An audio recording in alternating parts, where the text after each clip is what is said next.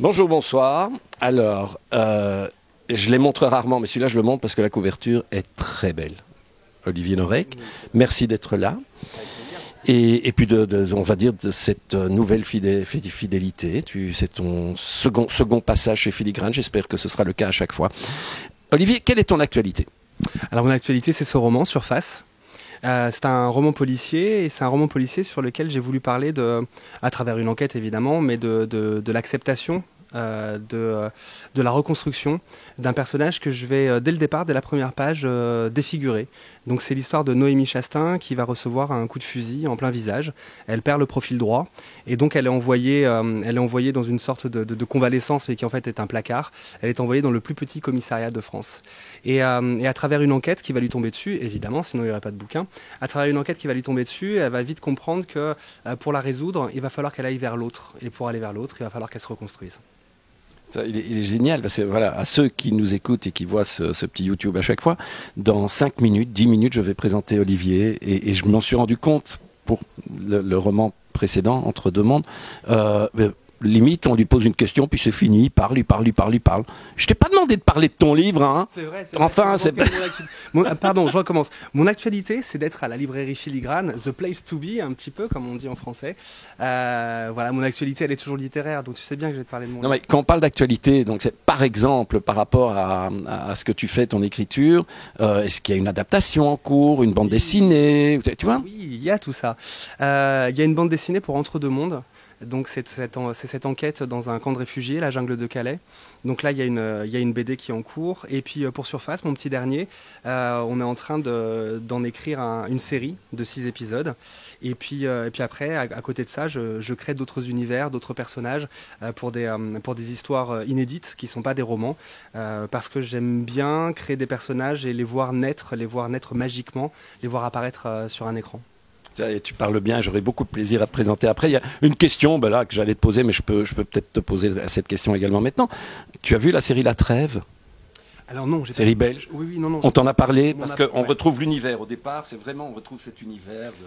Eh bien alors heureusement que je l'ai pas vu, parce que sinon, tu sais, on est vachement en éponge quand on commence, quand on est auteur ou artiste en fin de compte, ou même quand on travaille dans l'artistique, on est vachement éponge et on se nourrit. On se nourrit du travail des autres, et c'est très très bien que j'ai pas vu La Trêve, je vais le voir maintenant, parce que s'il y a un univers qui est similaire, alors peut-être que j'aurais pas pu m'empêcher je sais pas comment on dit, pour des images de paraphraser, quoi. Donc je sais aussi qu'il y a un autre bouquin, parce que dans ce livre-là, Surface, on parle aussi d'un village englouti, et je sais qu'il y a un bouquin qui vient du Froid, alors je sais pas de quel pays, mais qui parle aussi d'un village englouti, et on m'a conseillé de le lire, et j'étais en pleine écriture de celui-là, donc c'est une très très mauvaise idée, et j'essaie justement de m'éloigner de ces univers. Merci. Alors, seconde question, tu prends ton temps aussi, après ce sera du tac au tac. D'accord. Tu viens parfois, je ne sais pas trop si tu viens souvent à Bruxelles, mais si c'est le cas, as-tu un lieu de prédilection? Bien, mon petit lieu de prédilection, c'est un peu cliché, mais généralement on me met dans un hôtel qui s'appelle l'hôtel Amigo, et qui est juste à côté de... Bah ouais, écoute, qu'est-ce que je te dise? Juste en face de chez Dandois. Et c'est ça. Et puis en plus à côté il y a la Grand Place, et moi c'est mon petit coin préféré, mais c'est le coin le plus touriste du monde. Mais bon, voilà, quand on est étranger d'une ville ou d'un pays, évidemment, on échoue très rapidement dans les coins un peu. En tout cas, l'Amigo, tu as beaucoup de chance, hein. Très bel hôtel, je les salue, c'est merveilleux. Quelle est ta lecture du moment? Ma lecture du moment, alors j'en ai deux. C'est L'Importune de François Despenoux, qui est l'histoire d'une femme qui va arriver dans une maison familiale, et donc elle est importune dans cette maison. Et l'autre, c'est Dans les brumes écarlates de Nicolas Lebel, parce que j'aime bien son écriture, j'aime beaucoup son écriture, et puis j'aime aussi beaucoup la personne. Et je crois que j'aurais du mal à lire le livre de quelqu'un que j'aime pas.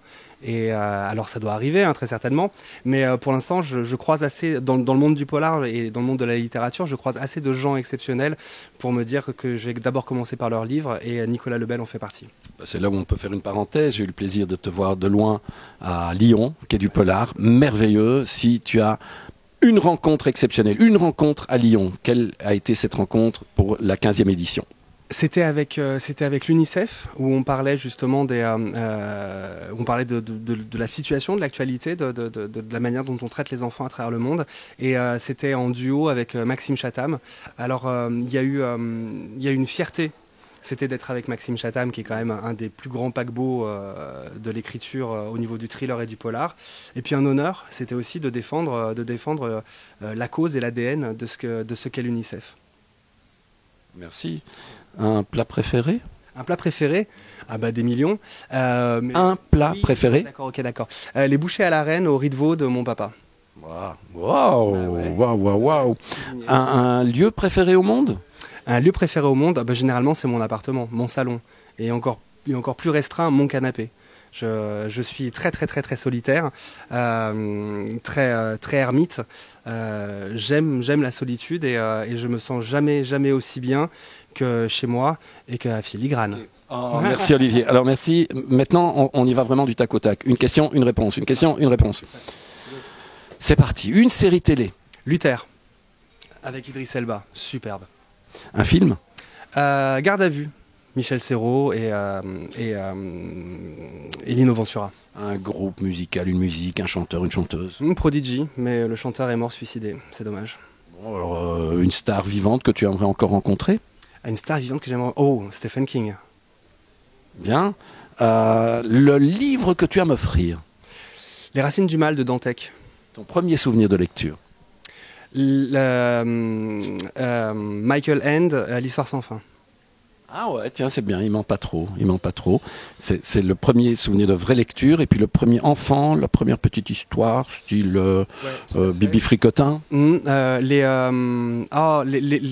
brigands de je sais pas quoi, les voleurs de je sais pas quoi. Tu sais, c'est ces trois voleurs qui rentrent dans une ferme. Les trois brigands. Les trois brigands. De Ungerer. Voilà, les trois brigands qui m'a fait faire des cauchemars toute mon enfance. Alors comme c'était des voleurs, moi je les appelais les pickpockets, et comme je savais pas bien parler, c'est devenu les picotes. Et donc les picotes, ça a été mon sujet de cauchemar principal pendant toute mon enfance, les picotes. Ta plus belle rencontre? Ma plus belle rencontre, c'est mon meilleur ami. Ça fait 25 ans qu'on est, j'allais dire qu'on est ensemble comme un vieux couple. Ben oui, ça fait 25 ans qu'on est ensemble. Je pense que c'est ma plus belle histoire d'amour. Parfait. Petit objectif, petit appareil, tu peux le regarder. Si tu devais donner un conseil aux jeunes aujourd'hui, quel est-il?